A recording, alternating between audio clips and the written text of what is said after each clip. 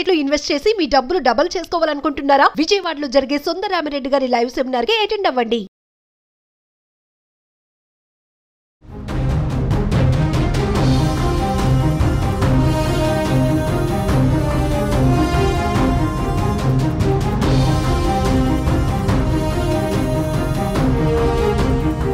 నమస్తే, welcome to Suman TV. ప్రస్తుతం మనతో పాటు ఉన్నారు మేనేజ్మెంట్ కన్సల్టెంట్ సంపత్ సముద్రాల గారు. సార్తో మాట్లాడదాం. నమస్తే సార్. సార్, మరి ఇప్పుడు ట్రంప్ జాతీయ అత్యవసర పరిస్థితిని ప్రకటించారని చెప్తున్నారు కదా, అలాగే యుఎస్ మెక్సికో బార్డర్ పైన అలా దాని ప్రభావం ఎలా ఉంటుంది? మరి యుఎస్ మెక్సికోనే కాదు, మన ఇండియన్స్ కూడా తీసుకోవచ్చు కదా. అంటే ఈ సరిహద్దు ఇమీడియట్లీగా దీన్ని ఒక గోడ కట్టేయడం మెక్సికో దగ్గర, యుఎస్ మెక్సికో బార్డర్ దగ్గర, మరి ఎలా సార్ ఇదంతా ఇమీడియట్లీ ఇట్లా చేయడం వల్ల ఏంటి ప్రాబ్లం ఎలా వస్తుంది? మరి ఇండియన్స్కి ఎలాంటి ఇండియన్స్కి అని స్పెసిఫిక్గా మనకు చెప్పడానికి లేదు, కానీ మీరు చూసినట్టయితే మనం ఇంతకు ముందు కూడా ఈ విషయం మాట్లాడుకుని ఉన్నాం. ఎందుకు బైడెన్ ఏమంటారు అసైలం పాలసీ మార్చాడు, అదేంటి కెనడా వాళ్ళ దగ్గర కొన్ని చేంజెస్ తీసుకొచ్చారు, కెనడా ఇమిగ్రేషన్ ఇబ్బందిగా ఉంది ఇప్పుడు, ఇవన్నీ వాట్ ఈజ్ హ్యాపెనింగ్ అని చెప్పేసి మనం ఇంతకుముందు ఒకసారి మాట్లాడుకుని ఉన్నాం. లీగల్ ఇమిగ్రెంట్స్ ఒక ఇష్యూ అయితే illegal immigrants is becoming N other challenge. ఆ తర్వాత ఇమిగ్రెంట్స్ అనేది లక్షల నుంచి కోట్లకు వచ్చింది, దాదాపు 5 కోట్లు దాటింది. అలా the people are entering in to the country from all directions. Especially Mexico అనేది ఓ చిల్లుల బకెట్ లాగా ఉంది. People just infiltrate in to American land without much difficulty.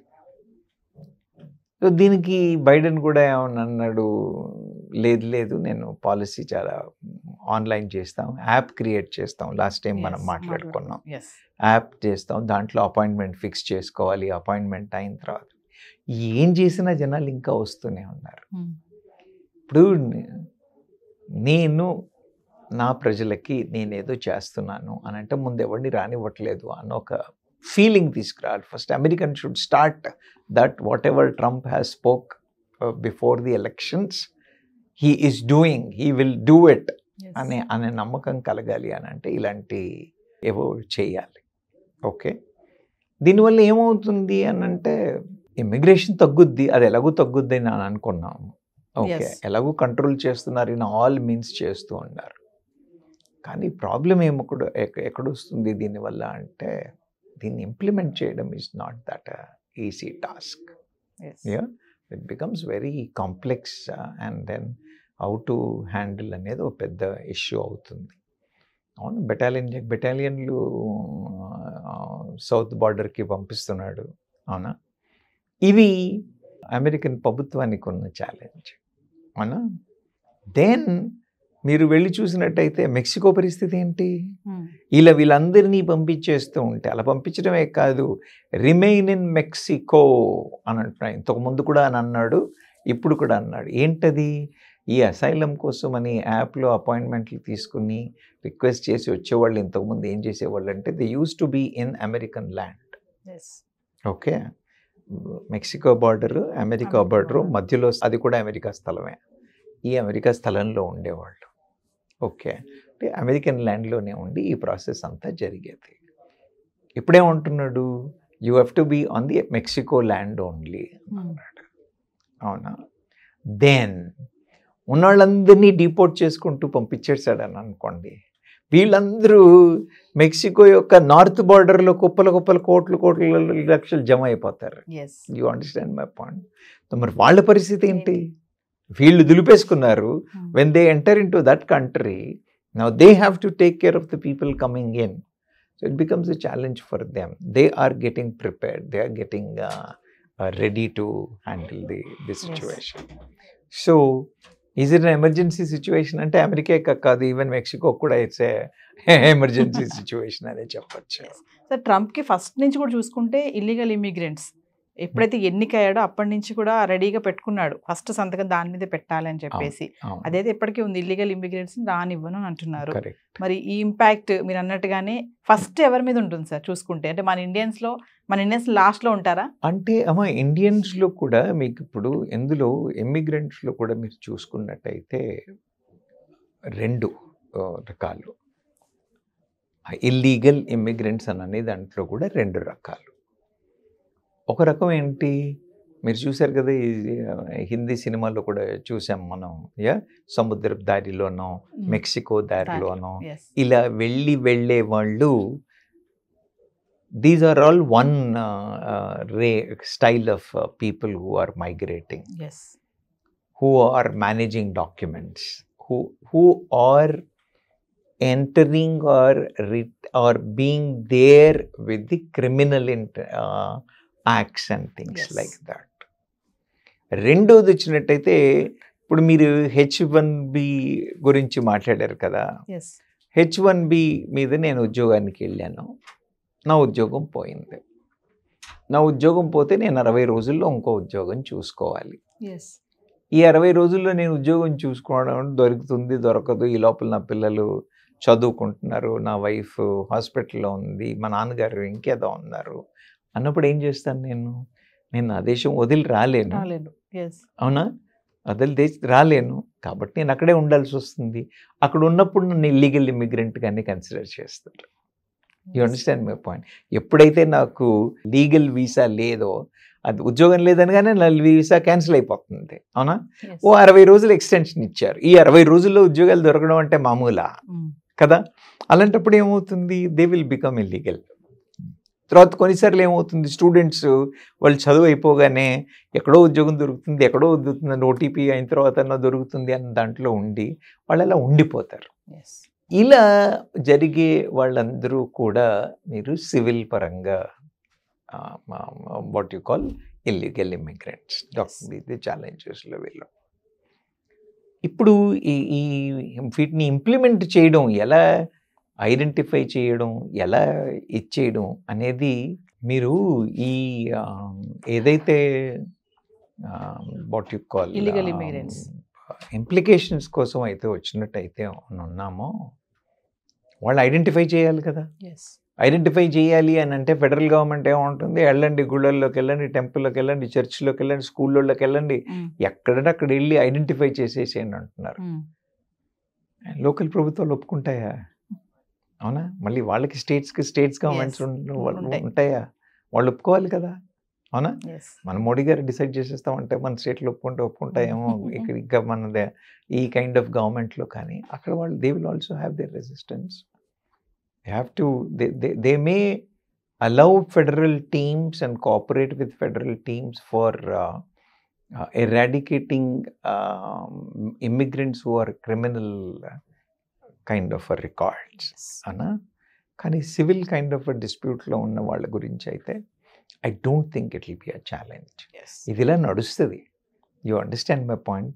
ఇది ఒక రావణ కాష్టంలా కంటిన్యూ అవుతూ ఉంటుంది ఈ ప్రాబ్లం. ఈ డిస్కషన్ జరుగుతూ ఉంటుంది, వచ్చేవాడు వస్తూ ఉంటాడు. మీరు వాళ్ళు వెళ్తే ఫ్లైట్ ఎక్కి అమెరికాకి జనాలు వెళ్ళట్లేదు అంటారా? వెళ్ళి కౌన్సిలేట్ ముందర వీసాలో కూర్చోవట్లేదని అనుకుంటున్నారా? ఇది ఆగేది కాదమ్మా. This is going to continue like that. But how will they implement? మనకంటే మన వ్యవస్థ కంటే కూడా వాళ్ళ ఇంప్లిమెంటేషన్ చాలా స్ట్రాంగ్గా ఉందన్నమాట నిజం. They can implement it effectively, but considering the challenging situations they have, how effectively they'll be able to implement it అనేది ఒక సమస్య. అంటే సార్ ఇప్పుడు ఫైనల్గా చూసుకుంటే ట్రంప్ ఇమిగ్రేషన్ పాలసీపై న్యాయపరమైన చిక్కులు ఏమైనా ఉంటాయంటారా? అంటే న్యాయపరంగా అని అనడానికి ఏమీ లేదు. యు అండర్స్టాండ్, ఇంప్లిమెంటేషన్ పాసిబిలిటీ పరంగా అర్థమైందా? ఇప్పుడు నేను ఇంతకుముందు చెప్పాను, వాళ్ళ ఎకానమీ దెబ్బతింటుంది. ఎలా చేస్తాడు మరి? ఆలోచించాలా వద్దా? అవునా, అక్కడున్న బిజినెస్ కమ్యూనిటీ కూడా సపోర్ట్ చేయాలి కదా. ఇప్పుడు గూగుల్ కానీ ఈ మైక్రోసాఫ్ట్ కానీ ఈ కంపెనీస్ అన్నీ కూడా దే విల్ ఆల్సో లాబీ, మీరు గ్రీన్ కార్డులు కొంచెం ఈజీగా ఇచ్చేయండి, H1Bల మీద ఇంత సీరియస్ రిస్ట్రిక్షన్స్ పెట్టకండి అన్న లాబింగ్ వాళ్ళు చేయరా? వాళ్ళు చేయకపోతే వాళ్ళకి జనాలు రావద్దా? అందుకని ఈ లాబింగ్ నడుస్తూ ఉంటుంది. సో ఈ లాబింగ్ నడిచేదంతా ఓపెన్గా చూపించరు కదా. So you will see the flip side of it only. కానీ వెనకతలు ఇంకేమవుతుంది అనేది మనకు కూడా క్లారిటీ ఉండదు. కాబట్టి రేపు పొద్దున ఏదో లీగల్గా ఇదేదో అయిపోతుంది, అందరినీ రేపు ఫ్లైట్ ఎక్కించి పంపించేస్తారు అని అనడానికి లేదు. ఒక సింపుల్ ఎగ్జాంపుల్ చెప్తాను నేను. భారతీయులకే ప్రాబ్లం అవుతుందా? మోడీ గారిని ఇన్వైట్ చేయలేదా?